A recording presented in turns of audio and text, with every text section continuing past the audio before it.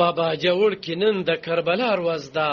کور په کور او کلی په کلی غم او ماتم خور دی. پانات کلی کې لس جنازې شوي دي او ډیر خفګان دي. ویر دی جړا د او پولس غم را خور دی. خفګان او غصه د پولس کې. دا خبره د باجوړ د مولانا خانزیب دی. نو مولوی د عوامي نشنل ګوند غړی دی. د افغانستان سره په پوله د خیبر پختونخوا باجوړ کې پرون مازیګر د مذهبي سیاسي ګوند جمعیت علماء اسلام په غونډه کې شوي چودنه کې د ریپورتونو تر مخه د وجنو شمیره شپږ څلوېښت ته رسېدلې ده او د اتیو نه زیات کسان پکې جوبل شوي دي. په سمدستي توګه د برید ذمواري چا نه ده منلې. خو د خیبر پختونخوا پولیسو دعوه کړې ده چې د سی سی ټي وي کیمرې ویډیوز ترلاسه کولی شي چې د مبینه خودکش معلومات شي او د په ابتدایي تحقیقاتو کې د داعش حراسه د ککړتیا لاس ښکاري. سی ټي ډي پولیس د پیښې مقدمه درج کړې او چودنه یې ځانمرګي برید بللې دی. د باجوړ روغتون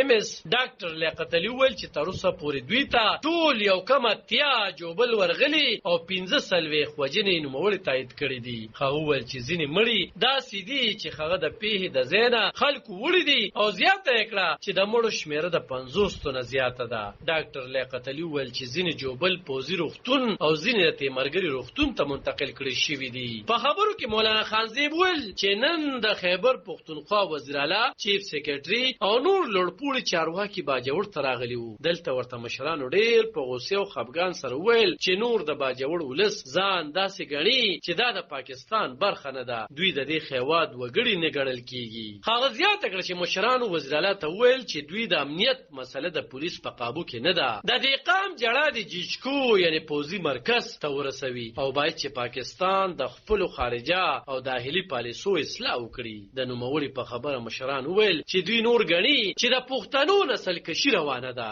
نور دوی دغه بدبختی او بدامني په خپل خوره نه مني. جرنالیسټ فرزان علي وایي چې خیبر پختونخوا کې د تیر یوې مودې نه ترهګري روانه ده. خو پرونه د باجوړ پیښه او نورو پیښو کې فرق دی ځکه دلته اکثره په امنیتي ځواکونو بریدونه شوي. تحریک طالبان پاکستان ټي ټي پي بریدونه مني. خو پرون په یوه غونډه چودنه شوې ده. هغې وویل چې امنیتي ځواکونه عملیات کوي خو ورسره ناامني هم روانه ده. خلک همدغه پوښتنې راولاړوي. هغې زیاته کړه چې پښتونخوا کې د زیاترو بریدونو ذمواري ټي ټي پي مني خو بیا په ځانګړي ډول په جمعیت علماء اسلام کې د ډېرو بریدونو ذمواري داعش منلې. نو یوه د امنیتي ځواکونو او بله نظریاتي جګړه ده. هغې وویل چې په کوم ډول چې ناامني روانه ده ښکاري چې امنیت به نور هم خرابېږي. عالم خان شیرپو دلبر نیوز ضلع باجوړ.